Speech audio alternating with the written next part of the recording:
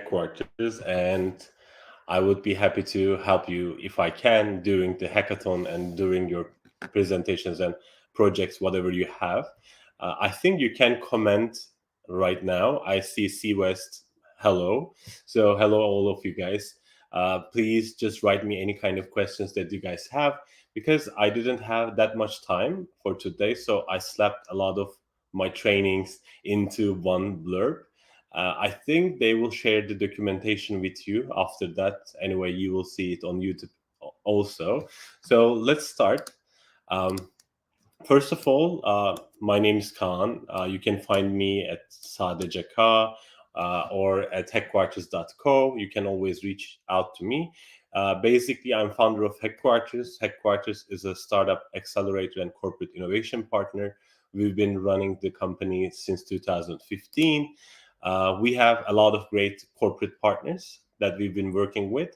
Basically, we run startup accelerators or open innovation programs for this great companies. And currently, if you go into Hackquarters programs, you will see some of them in fintech, in health tech, in social innovation, in different verticals.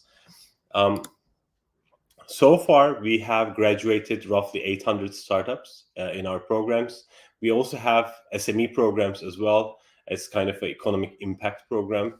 And out of this 6 years, we received more than 15,000 startup applications out of 104 countries. And our startups actually raised roughly $106 million so far. It is growing every day, and we are quite happy for them. Uh, so before I talk about like business and everything, I really think that the interesting thing is innovation adoption curve that we talk about all the time, how the early adopters and how the problem solvers are actually finding your stuff. Because ideally, we run a lot of different hackathons too. Basically, you are working in the innovators domain. So you realize there is a problem and you are trying to find a solution, and the solution doesn't exist in the market. So basically, you say that I'll do it myself. So you are probably in 2.5% of the whole ecosystem. So basically, it's a good thing.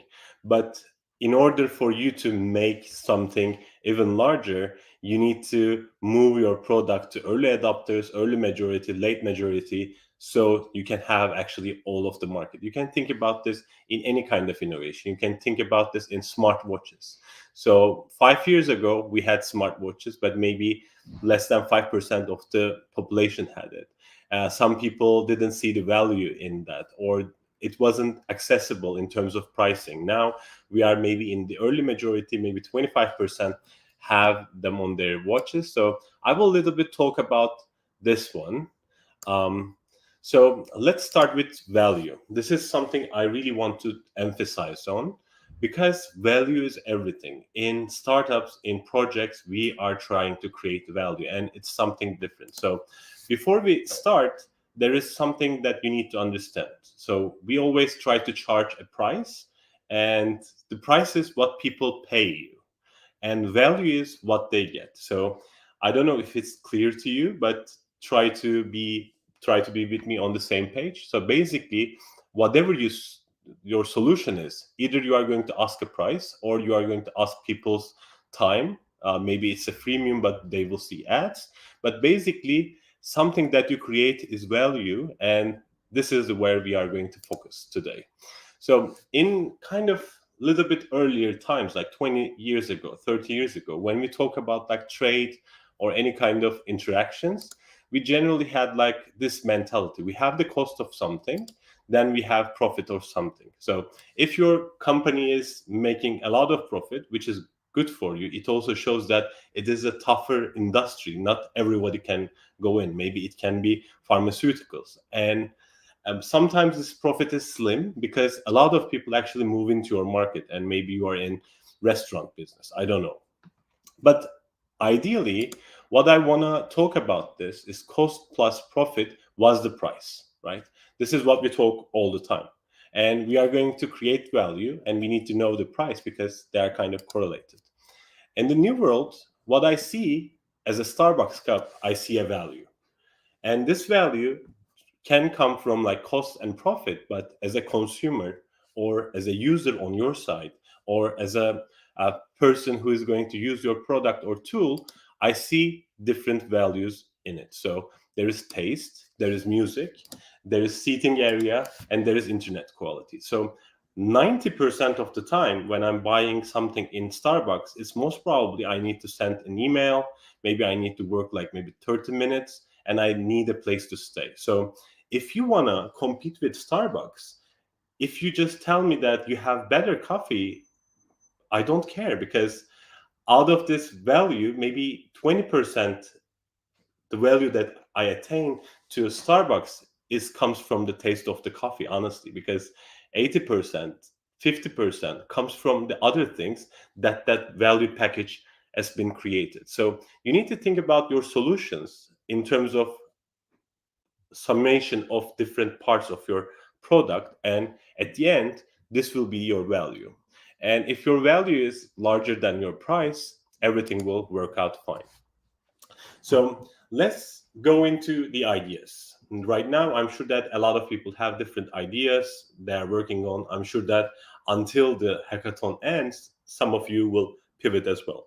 So ideas sometimes sound like the big thing, but most of the time it's nothing at all. So it's how we want to describe it is like a blueprint, not like a blueprint. So if I give you the same idea, maybe 3 teams in the same hackathon, and I just let them, guys, could you go work on these ideas? I'm sure that everybody will come up with different plans, programs, or models. So let's try to understand the value of ideas.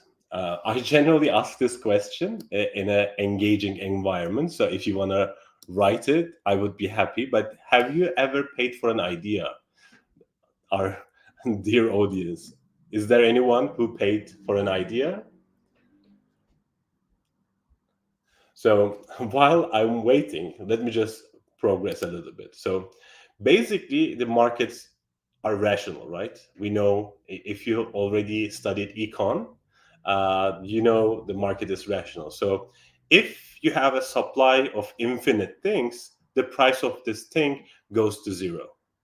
So basically, everybody has an idea, and that's why the price of an idea is basically zero. Um, how we want to do this is to understand like a value of a business or startup or a project is idea times execution.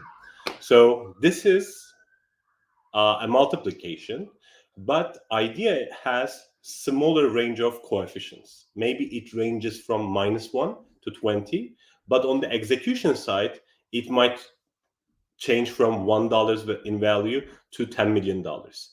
What does it mean? If you have an okay idea, but you have a great team who executes everything perfectly, let's say that you want to open a coffee shop. And if you do it really nice, maybe you can be Blue Bottle. I mean, maybe you know the company, it has been sold to Nestle. So it's just a regular business done brilliantly. And if you have an awful idea and if you make that execution brilliant as well, you can lose a lot of money too. So for ideas, let's try to think about this. So idea gives us the initial incentive to take the first step, but delivering something will take more and more steps, and it will come from your execution. So when you are going to present your final products, it will be the same. So you might see similar ideas, but when you are going to be compared with each other, execution will make all the matter. So and also there are like a lot of ways to get an idea. So a few of them, like sometimes we experience a pain point in ourselves and we wanted to solve it because there is nothing in the market. Sometimes you have a special skill and you want to turn it into a business. One of the things that I really like is when you work in an industry for a long time and you see that a customer need which nobody is actually solving. This is what we've seen in many of the startups, because those guys in fintech used to work in big companies and they see a group of customers. Right now they are small, but they are growing significantly. Let's think about that as like gig workers or freelancers. And when somebody addresses that problem, it makes their company quite good. I have few ideas. Like, there are some companies that you might know. So the idea, I'm not really sure for some of them, but for example, a company idea like Innocent comes from the trends, right? Everybody wants to be healthy, drink more natural, organic stuff. And at the end of this kind of trends, you can end up with companies like uh, Innocent. Um, I don't know if you know about Velcro. Velcro is commonly used in our lives in backpacks and also shoes, but the idea kind of came because of the space exploration. They needed a material which can be used time and time again, and it will not run out of like stickiness. So you cannot do it with like glue, you cannot use the magnets because of the magnetism. So it's a scientific approach. Sometimes we need to solve this problem whatever we have in our minds.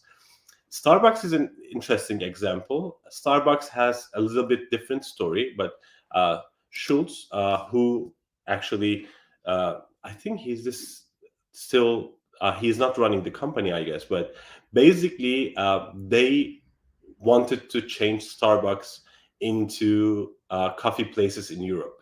Because when he acquired Starbucks in 1986, I guess, they actually wanted to make it a place where people can enjoy their time, because it is something different to US. So basically, you can think about this as some kind of copy and paste approach, not directly, but in a way, a little bit different. So if you want, you can read the story. Airbnb is also another personal problem. So the guys who founded the company, actually, they didn't have money to Brian and sorry, what was the, I didn't really remember the other founder, Brian Chesky. I really remember him. But basically, they were in San Francisco. They didn't have enough money. And there was an event in the San Francisco area, and the hotels are expensive. So they said that, let's put a advertising and say that we have an air mattress and we can give them breakfast. So maybe they can chip in to the rent that we are going to pay. So when they have this list on Craigslist, 3 people showed up. So basically, they said that maybe there's something for all the people, because we are not the only ones for sure. So basically, they started with their own problem. They see that there's a potential. They thought that maybe there are a lot of people like them. And somehow they made to Airbnb as we know it today. I mean, they had a lot of bumps on the road, but it's a great business right now. So when I ask the founders generally, you need to know what you are working on. Is it a personal problem that you have? Is it a problem for particular customer, particular industry, or particular business model? And if it's going to be a big one, or is it going to be like a home business where you can actually work with like 3 generations of your family? I'm sure that most of your companies or projects are for growing big. I will have a better one for this one. So I'm just skipping a few things. So this is something we used in Founders Institute. I know you are not building startups, but I think this is a good rule of thumb. When you are working on a project, you need to have this checklist. So because it will change everything, how you present it, how you like it, how you want to make it better. So when you have a passion about the problem or the solution, it's perfect. Your product should be simple. It can be a lot of AI in the background. I don't care. As a customer or as an investor, I really want to understand it in simplistic terms as possible. There should be one revenue stream. Please don't tell me that this people will pay this people will do this. It should be simple enough. And in order to get this revenue, it should be straightforward. They pay, they get it. They use it, they pay it afterwards. They pay as much as they use it. You need to know the customer or the customer market.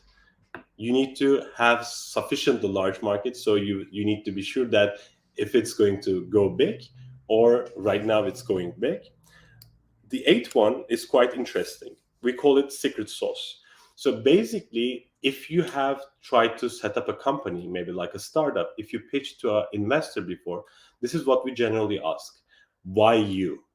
You need to tell me why this company, this idea, this business is better because you are working on it. There should be a secret sauce. That can be, you can say that I've been in this industry for 10 years is a good secret sauce. Or you can say that in this research area, I'm the few people who have a PhD in this and everybody knows me in the ecosystem. That's great. If you've been working in similar industry or like a sales VP for 5 years to 10 years, if you already founded a company, succeeded or failed, that's your secret sauce. So when you are trying to sell your idea, you need to have that secret sauce with you.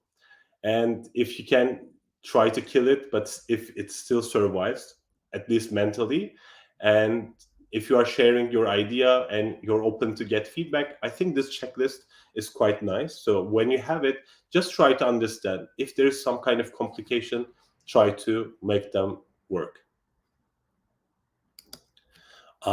There is a question from Laila for blockchain for profit or non-profit suitability. I think blockchain is a model of storing data. So basically, every kind of model can also run on blockchain.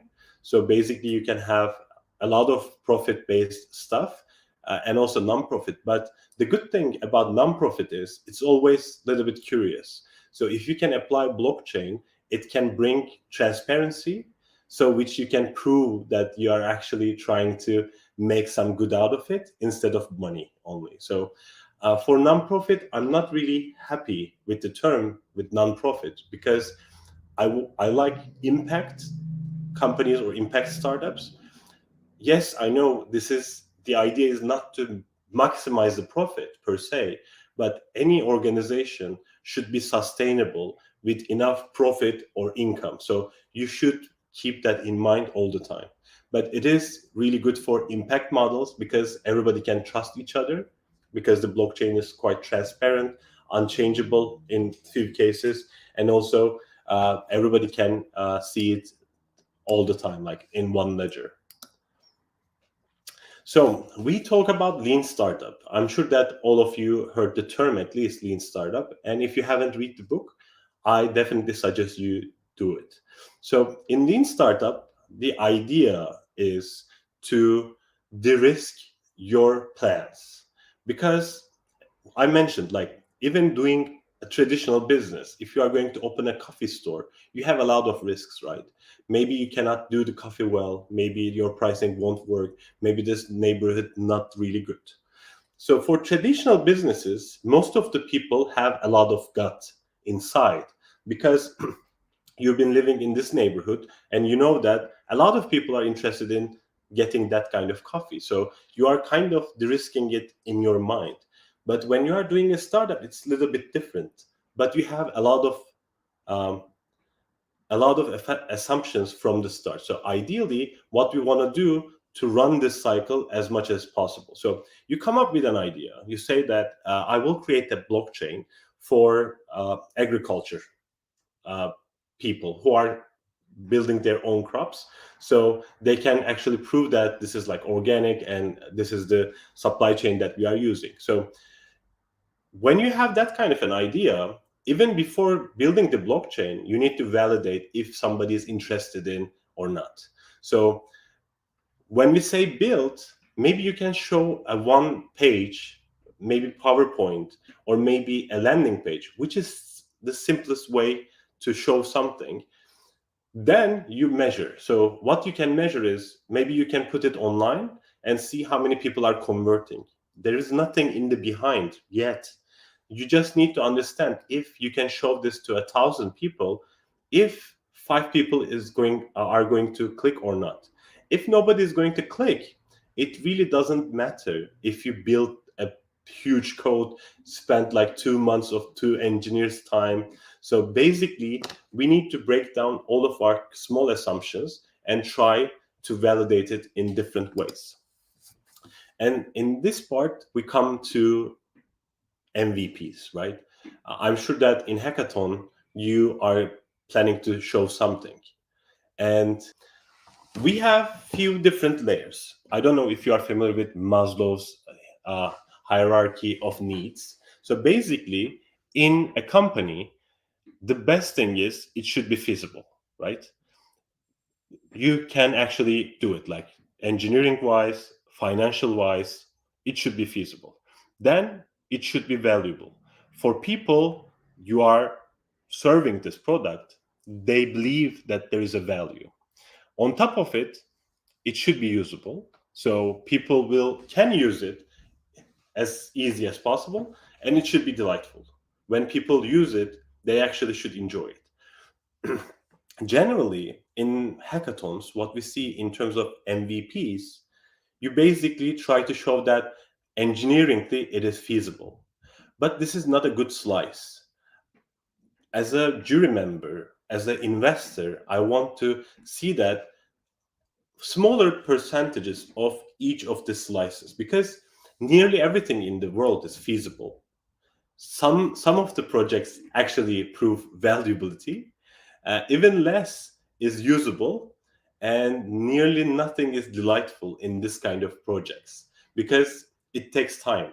Generally, I say like Apple is a good example, because like, I mean, I'm sure that there are a lot of Apple fanboys and Apple hate boys around the community, but ideally what I'm trying to say is, when you have the Apple product, the feasibility is for a budget they will serve it to you, right? So it makes sense. It is valuable, so I can buy the product. Usability is where actually Apple makes the difference. So if you have an iPad, if you show it to your 2-year-old niece, and if you open Netflix or YouTube, I'm sure that they will go find another content. They don't know how to read, but it is so usable. And in terms of delightful, they have some features that you say that I'm quite happy that I'm using this product. So when you are doing a prototype, please, please, please make sure that you are showing something feasible, of course, but where is the value for users? How the usability? Because we want to understand this. The value also comes from that parts too. Otherwise, everything is feasible. So this is a video that I really, really like, but I think it's on YouTube as well. So I'm going to share this. I don't know if you are familiar with Steve Blank, and this is the thing that you need to listen and see. Um, so there will be the link to this video, but I'm just going to skip for now. I have few videos that I'm not going to show you because you can find it soon enough. And I actually wanted to show you this too, like as a good example of MVP. I don't know if I can show it. Let's try. So it takes a little bit time. So I will give you this. Okay, my name's Drew, and I'll be showing you a quick tour of Dropbox.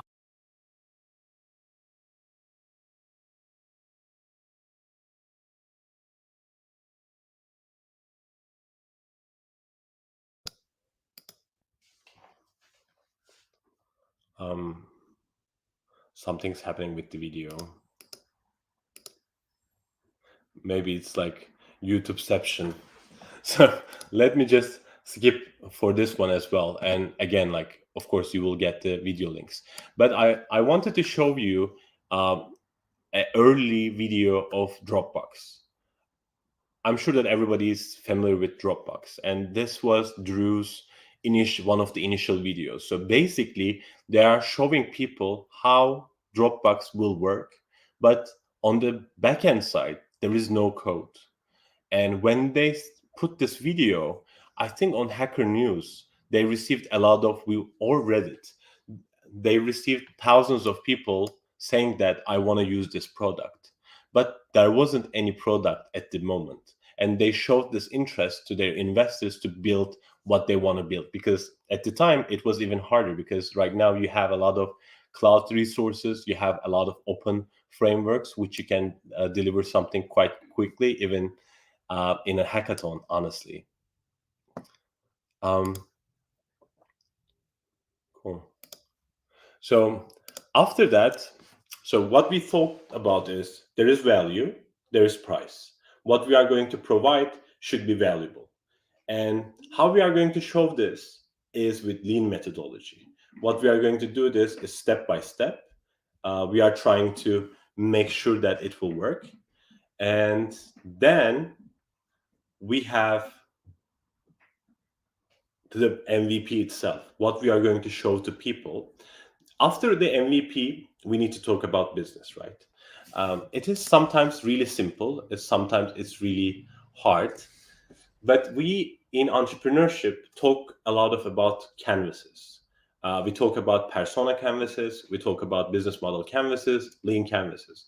The reason why we call all of them canvas is there is no perfect way to have a canvas. Canvas is good when you are going to write something over the top of what you wrote before. So ideally, we work on the same methodology over and over and over again. So don't worry about the perfect plan, project, or action. Just work on the same model. But what is a business model?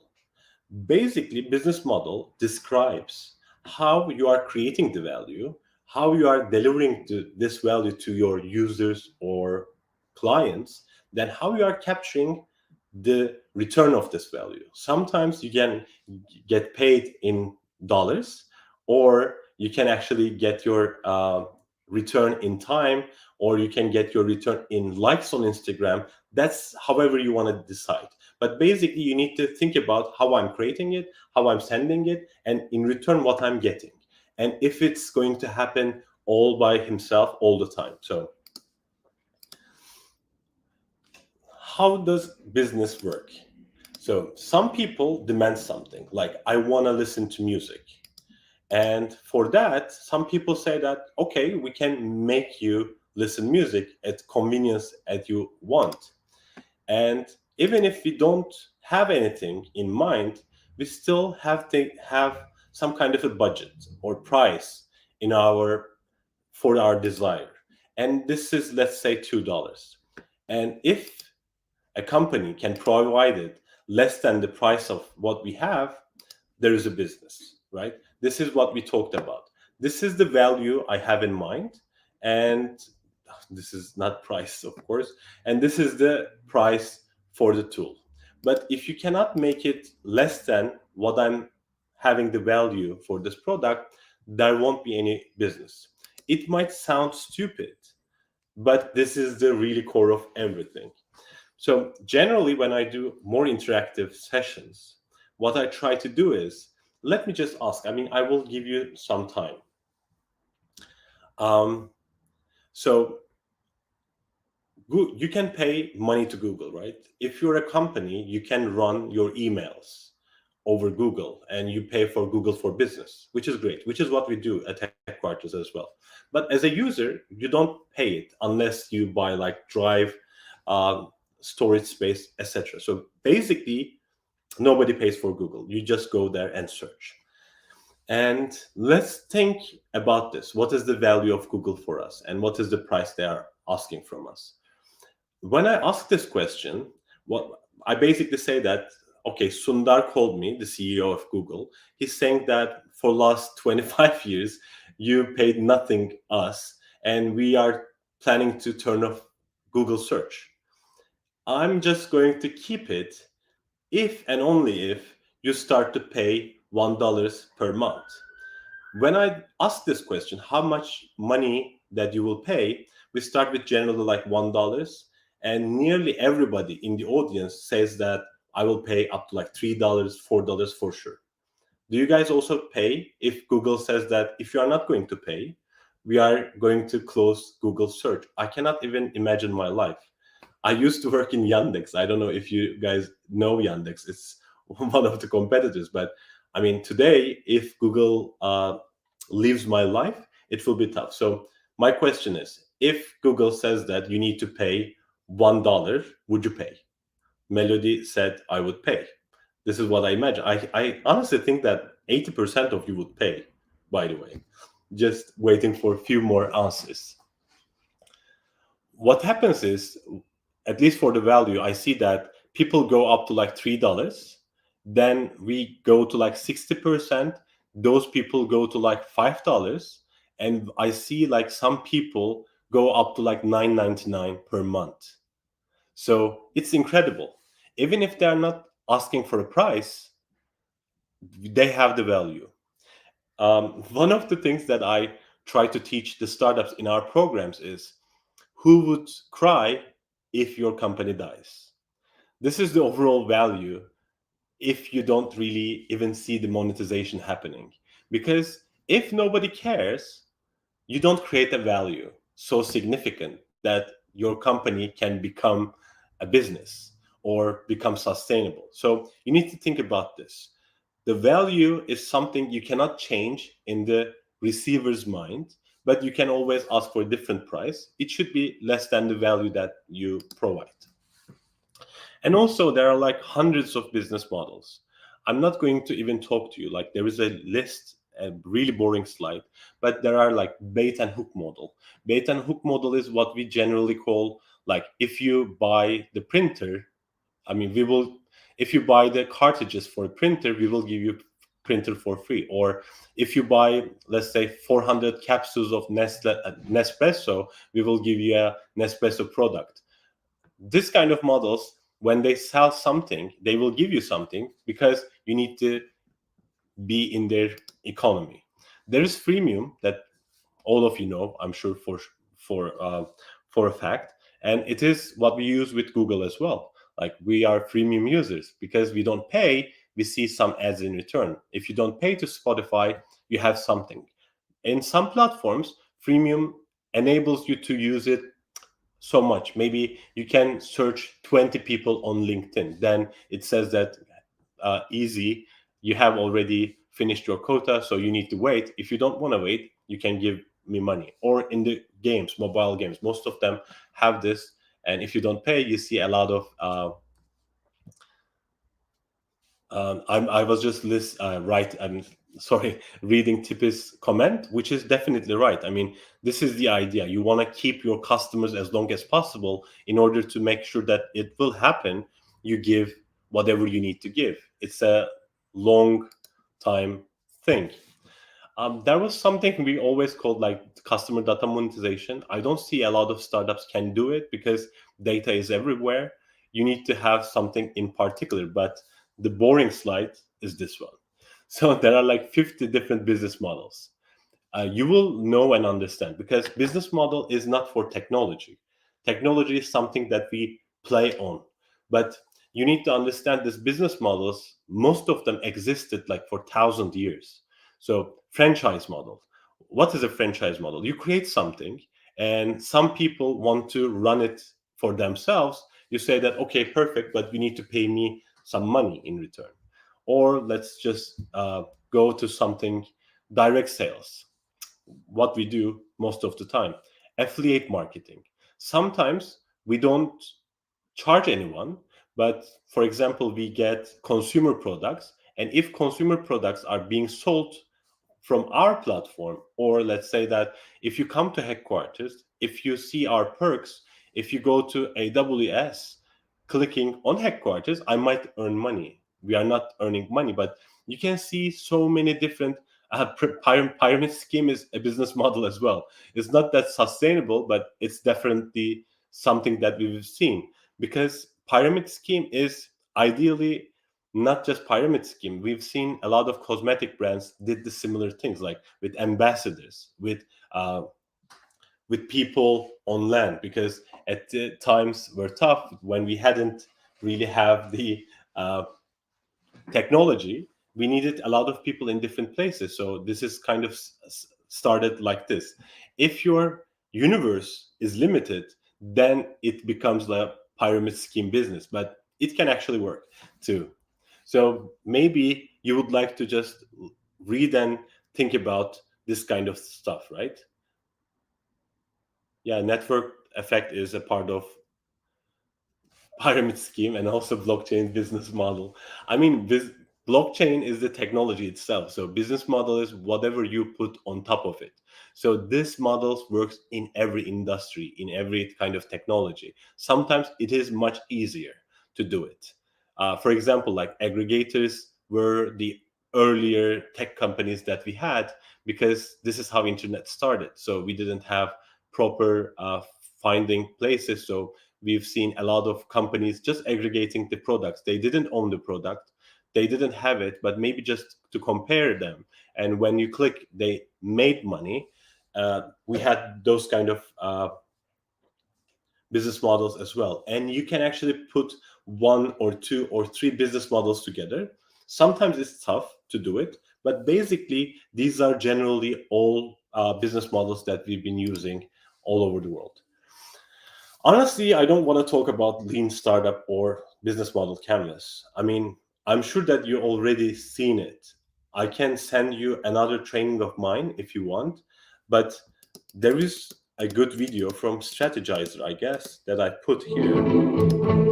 So if you want, you are more than free to see it. I generally suggest this to our people as well. After this business model, we also have the lean canvas, like business model canvas and lean canvas. And the biggest part that they are different from each other is when you have the business model canvas, it is not for tech companies only. It's kind of for all businesses. And what do you think, guys? Like, we have startup quality or SME quality. How do you think that we do this distinction? Which companies are startup quality? Which companies are SME quality? So we don't expect exponential growth. Do you guys have any kind of idea? How do you think that we separate this kind of 2 different business models?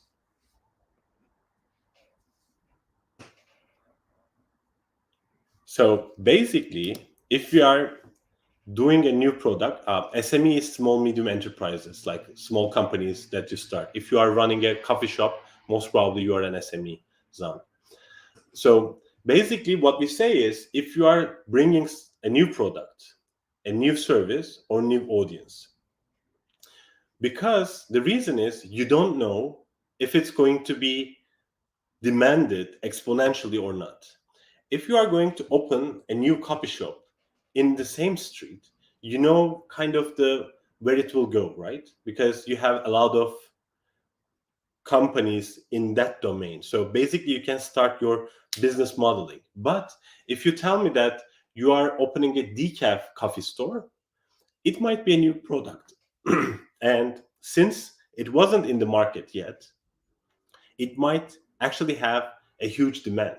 I mean, scalability is something that I get from the comments, and generally we can solve scalability problem.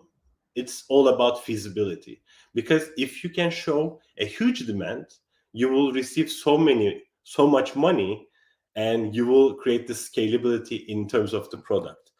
Again, technology enables us to scale really quickly, but you can see a lot of traditional businesses can grow exponentially as well. You need to bring new product, new service, or new audience. That's why lean startup looks the same, but is a little bit different. We have like unfair advantage instead of what we have for relations. Instead of what we do, we have solution and key metrics, because it's all about like numbers and conversions. So there is also another video that I put that you can actually watch for lean canvas, and I honestly urge you to check it, because if you haven't heard the concepts yet, they are really, really good. So we also understood what business models are in a way, but we want to grow. And this is the natural progression of any project or startup. So you need to really understand these 3 steps. When we are starting, we need to find our problem solution fit. When we have problem solution fit, we need to have a product market fit. And when we have the product market fit, you have business model fit. So generally, 90% of the companies doesn't even find the product problem solution fit. So when you start, we generally, this is what I say. When you are starting, basically you need to do first 5 steps. You come up with a problem, right? You say that I have this problem. I'm sure that a lot of people have this problem. So basically you are making that problem up. The second step of starting should be validating that problem. How do you validate the problem? You just go talk to people, or you just check Reddit, uh, any kind of websites, comment boxes, Discords, which is the most incredible thing. So if you have the problem, identify the problem, and you've validated the problem, you start to work. Then in life, we have a lot of solutions to same problems. For example, if you want to lose weight, you can drink drink more water, you can have exercise, you can hire a private trainer, you can go to gym, whatever. So ideally, there are so many different solutions to generally one problem. So your third step would be finding your solution. And similar to problem, fourth step should be validating the solution, because sometimes our solutions doesn't work. I mentioned, for example, I want to lose weight, and if I read an article, I'll see that I need to have more water. But if I just have more water than I used to, does this make me lose weight? I don't think so. So some things just can be seen like a solution, but doesn't really work. And if you validate your problem, if you validate your solution, and when those two meet and there is no problem at all, then you have problem solution fit. This is the biggest problem that we've have so far with startups. So you will start with a problem. You will say that it is really hard for people to understand where their produce comes from. And you say that this is a problem. Either most of the people are not really interested in this problem, or your solution might not cover the problem that you dedicated in the first. So there are a little bit more explanation of this each stage, but problem solution fit is more than enough for a hackathon. Honestly, even people who start the company, even kind of raise the money, might have some problems with that step. This is another video in this presentation that you can see to understand how you can actually do a value mapping, what you're providing with the problem and your solution. So it's another good video. It will be in the same email. So when you are doing a new product, there is generally like 4 different ways to go. So either you need to raise something above the industry standard. You can say that our transactions are like really fast. You can say that our quality is really high. I mean, if it's like 30%, it should be like 90%. So there should be a big difference. It's not incremental. We are not asking like 5% cheaper, 10% faster, because it's something that I'm not really interested in. If I'm using a telco and I'm paying, let's say, £30 per month, if you say that, oh, we will give you a discount and you will use it for 28, I wouldn't even think, because switching costs something. So each of these propositions that you are making to me should be drastic. Or you can create something. So something never been offered. Like it can be a service, it can be a dashboard, it can be an additional value. You can say that you can see everything happening from here. I don't know what you do. Or you can reduce something, industry standards below. So it can be, again, like it can be cheaper, it can be faster, it can be lighter. So if you come up with a laptop which weighs half of the MacBook Air, then it's something.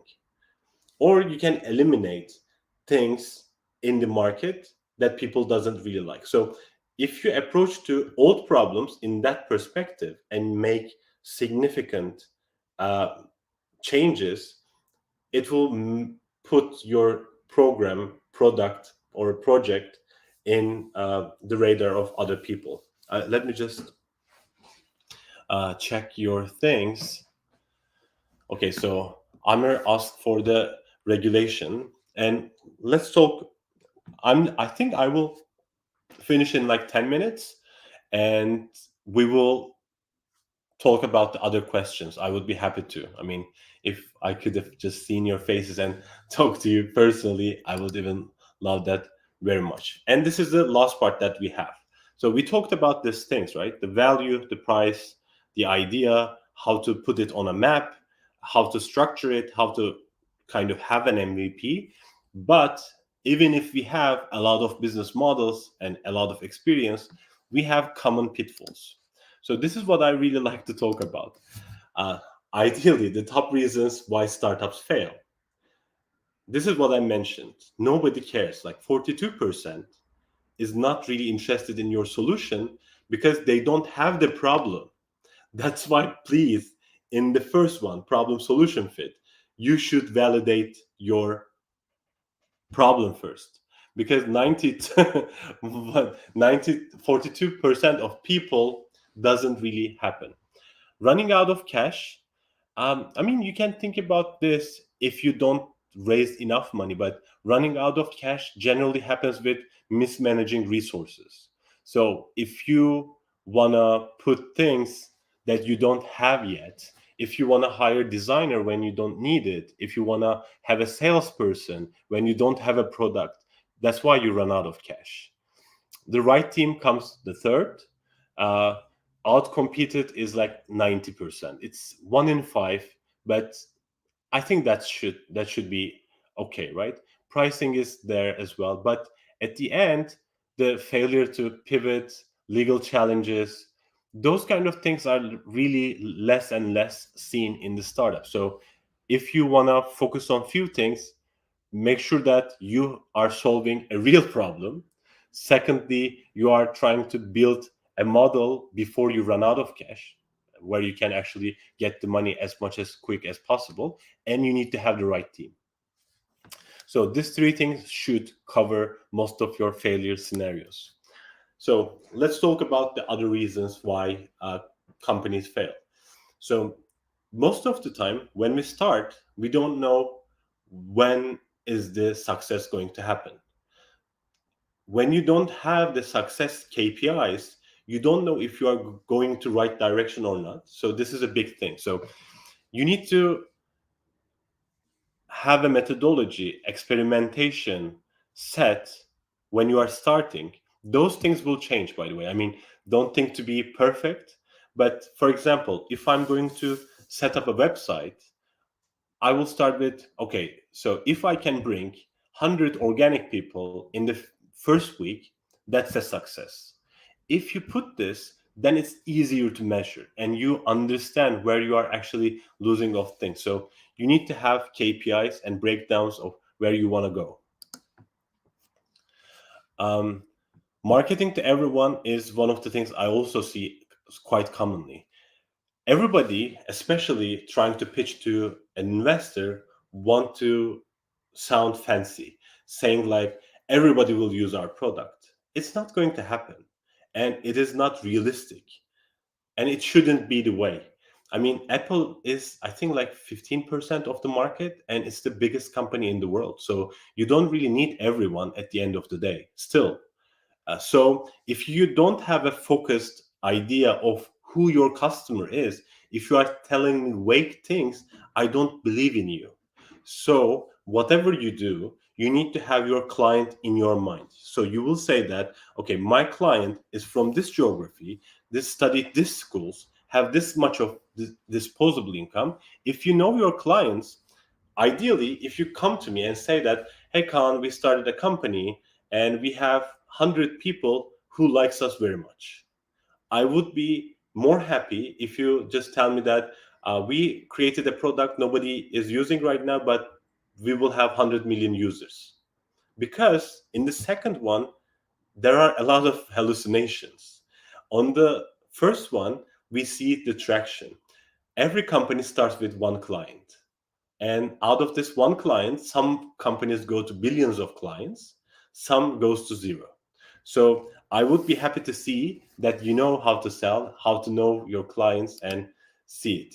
This is the same graphic that I've showed you.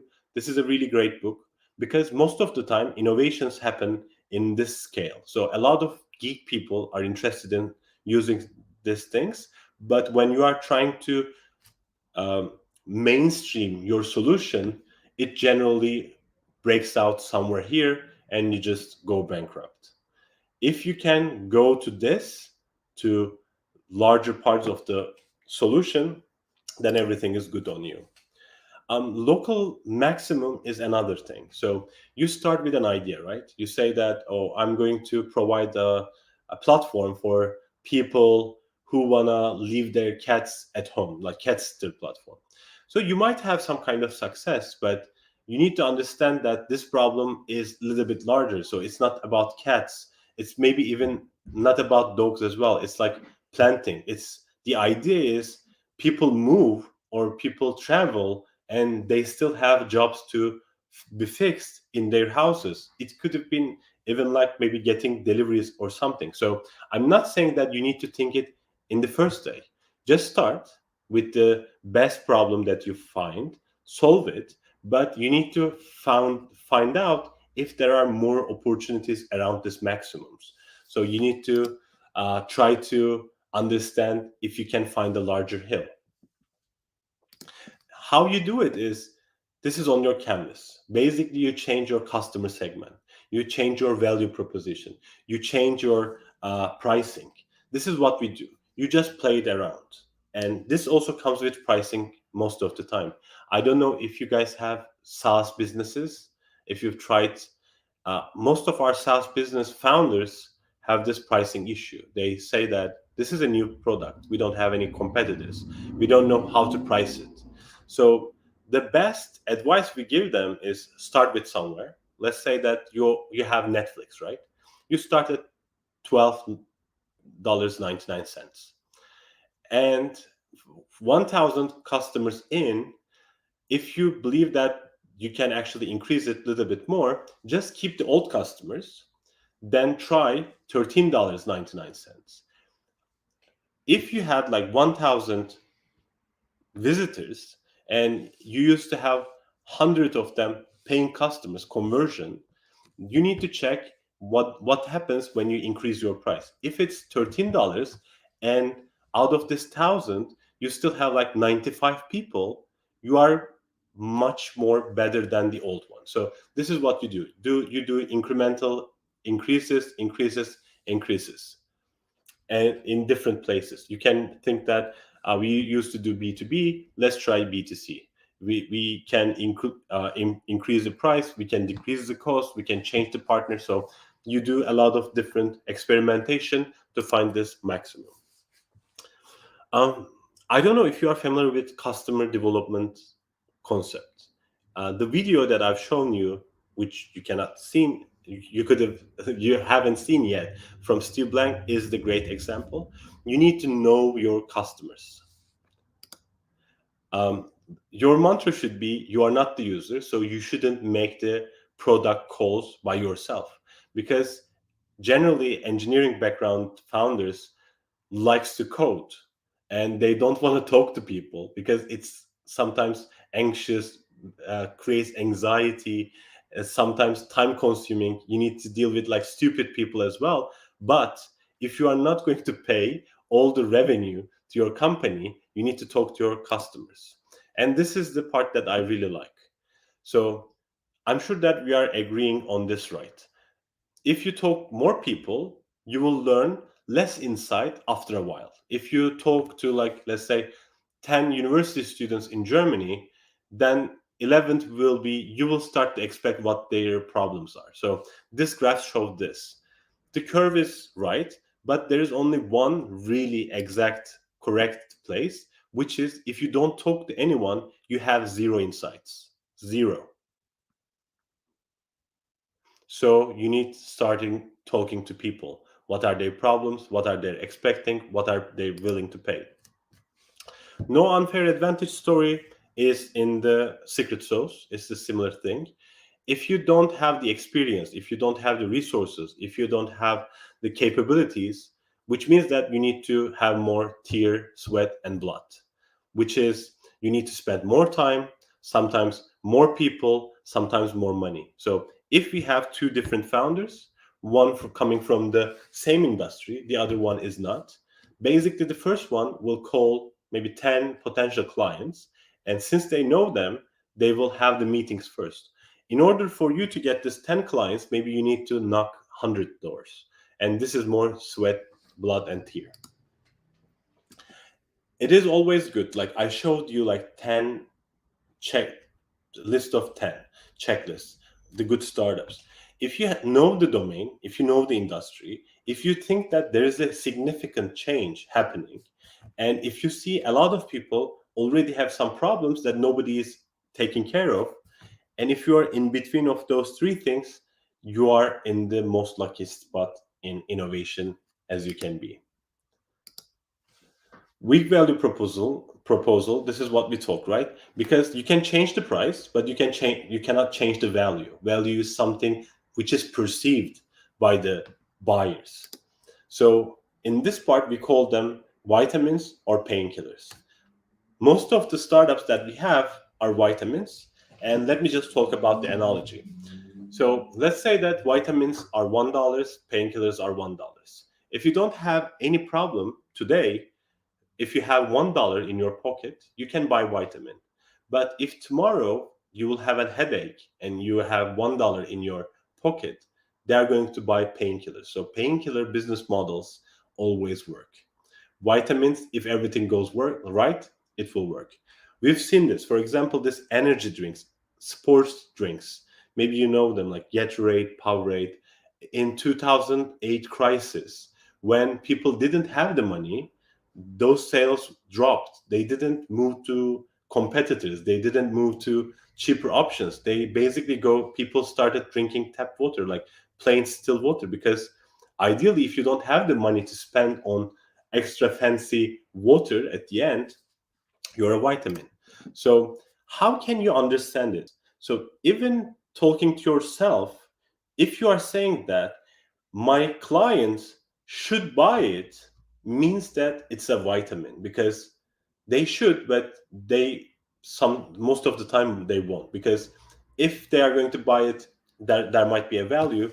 But if you are talking about the painkiller, they will buy it because this is their problem.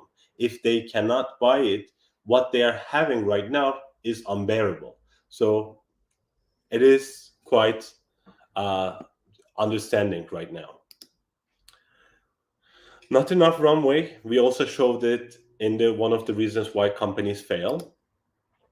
Taking a startup or a project off the ground takes a lot of time, but it also depends on how long are you doing it, because pre-product market fit or problem solution fit can take maybe 1 week to 3 years. As long as you talk to people, this time gets shorter and shorter. If you are going to develop a product at your home without talking to anyone, you will spend a lot of your resources. So you need to do your pre-product market fit as quick as possible, so you will survive another month or another month, which will make your company most probably stick to something. Sometimes we cannot find a path to customers. So we know our customers in our mind, but we don't have a targeting option. Right now we have Google, Facebook, Instagram, TikTok, community bulletins, Reddit. So most of the cases you can find those companies or those people, but sometimes really you cannot find this particular people when they need to find it. So this is a really big problem, but it is getting less and less big problem with the data that we can see. When you have the customers, this is a funnel that we use basically to acquire them, activate what you want to do in your platform, how to keep them happy, how to make them pay you, and how to invite their own people. So this is something for another day, I guess, because I'm running out of time. You need to have your monetization plan, again, with the about the runway.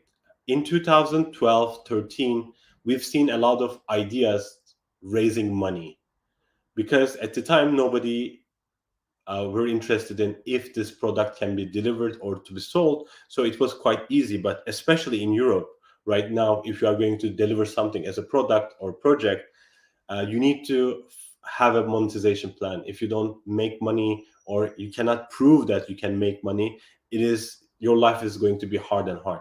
Yes, these are good things for startups, but ideally, this is how you are going to sell your project to the jury as well. And finally, the worst thing is falling in love with your solution. This is what happens all the time. You see a lot of people, and they generally get angry, frustrated, and they always say that you will get it someday. My solution is, my product is really good. But if nobody is going to use it, it doesn't really matter. I mean, I understand the stubbornness, but if you want to build a business, you need customers. If you think all of your customers are stupid, most probably you are not a good businessman. So please try to talk to people, understand their problems if they have any. If you find the problem, then solve it. Sometimes we are just lacking of it, and we just say that we are too visionaries, and this is what we can actually do. So thank you everyone for tuning in with me. I think I have my time over. Again, I will share the document with the hackathon team. But basically, if you wanna connect with me, I'm just going to stop sharing and maybe share my social accounts on the chat. I think I can do it here. So if you want to get connected, if you have blockchain startups coming up, I would be happy to talk as well. We might get you to a client or investor, and I'm quite interested in. I think I have one startup in blockchain that I've invested. Sorry, two startups, and I'm quite bullish on the ecosystem as well. My Twitter account was in the presentation, but let me just show it here. So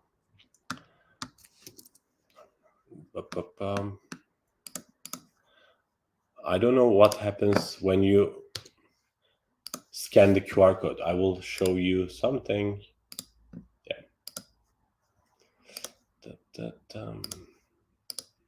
Yes. This is me on Instagram, social media, Twitter.